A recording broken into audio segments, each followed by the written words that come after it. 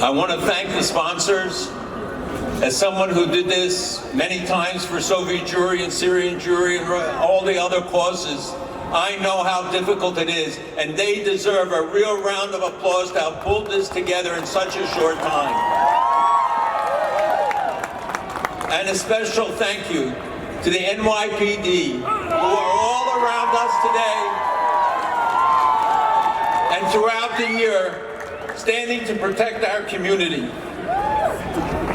We are here to deal with a global pandemic.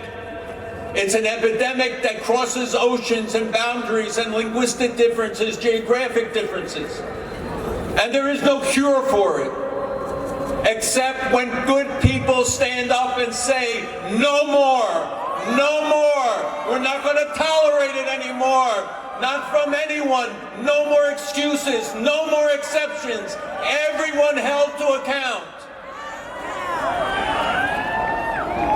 I never would have thought that I would receive calls as I did this week from leaders of Jewish communities around the world, the ones for whom we fight for every day to protect their security against oppressive regimes, and they called to express solidarity with New York Jews. They were worried about us. We are Am Echad B'Lev Echad, one people with one heart, who stand together. When any one of us is in danger, all of us are in danger. But we remember also that their message was that if it can happen in New York and they can get away with it, we will all become the victims. So this is an effort not just for us, but it is for the Jewish people around the world. We also know that anti-Semitism doesn't stop with the Jews. We are the first victims, but never the last. Hate destroys societies. Every country that threw out the Jews paid a heavy price. Their economies collapsed, their societies collapsed. So when we rally here today, it is not just for the Jewish community or for New York. It is for America and America's future and the world's future that we stand up today together. It's for our children and our grandchildren and their security. This year marks the 75th anniversary of the liberation of Auschwitz. This month is the commemoration of the 75th anniversary. 75 years ago, the world said they didn't know. We know it was a lie. They didn't want to know. The Allies had broken the Nazi codes. They knew every day how many Jews were being killed. But they didn't want the world to know.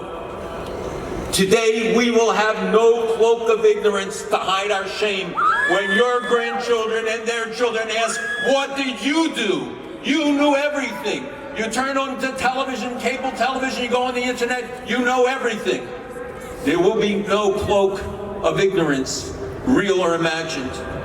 So we have to today, in the aftermath of 80 years since the Holocaust, when we thought this was past, when we thought this was an ism that was relegated to history, to see it rise again, to see the inquisitions, the expulsions, the pogroms, they learned nothing from the degradation of the Jews, takes a heavy toll on all.